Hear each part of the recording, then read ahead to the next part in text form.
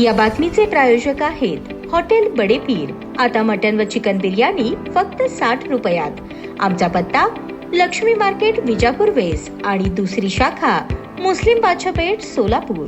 सोलापूरसह महाराष्ट्रातील महिला बीडी कामगारांच्या किमान वेतन अंमलबजावणीसाठी 10,000 महिला बीडी कामगारांसह मुंबईतील मंत्रालयावर पायी मोर्चा काढणार असा इशारा विष्णू कारंपुरी महाराज यांनी बीडी कामगारांच्या किमान वेतनासाठी जिल्हाधिकारी कार्यालयावर करण्यात आलेल्या महिला बीडी कामगारांच्या निदर्शने आंदोलनाप्रसंगी महायुती सरकारला दिला। महिला बीडी कामगारांना किमान वेतनाची अंमलबजावणी करावी या मागणीसाठी किमान वेतन हक्क समितीच्या वतीने विष्णू कारंपुरी महाराज व डॉक्टर गोवर्धन सुंचू आणि साहेबांना तेगेळी यांच्या नेतृत्वाखाली जिल्हाधिकारी कार्यालयासमोर पूनम गेट येथे निदर्शने आंदोलन करण्यात आले। यावेळी महिला बीडी कामगार बंधू भगिनींनी बीडी कामगार किमान वेतन हक्क कृती समितीचा विजय असो, किमान वेतनाची अंमलबजावणी करा नाहीतर खुर्ची खाली करा, महायुती सरकारचा धिक्कार असो, आमच्या मागण्या मान्य करा नाहीतर खुर्च्या खाली करा अशा घोषणा दिल्या। या प्रसंगी विष्णू कारंपुरी यांनी माध्यमांशी बोलताना सांगितले की बीडी कामगारांना किमान वेतनाची अंमलबजावणी होईपर्यंत आमचा लढा चालूच राहील। या लढ्याअंतर्गत राज्य शासनाच्या पुढील अधिवेशनाला 10,000 महिला बीडी कामगारांचा मोर्चा मुंबई मंत्रालयावर काढण्यात येईल असा इशारा दिला। डॉक्टर गोवर्धन सुंचू यांनी आपल्या भाषणात राज्य शासन बीडी कामगारांच्या किमान वेतनाबाबत पूर्ण दुर्लक्ष करत आहे। किमान वेतनाची अंमलबजावणी त्वरित न केल्यास कृती समितीच्या वतीने यापुढील आंदोलन तीव्र राहील। त्यावेळी निर्माण होणाऱ्या परिस्थितीस महायुती सरकार जबाबदार राहील, म्हणून महिला बीडी कामगारांचा अंत पाहू नका। वेळ पडल्यास महिला बीडी कामगार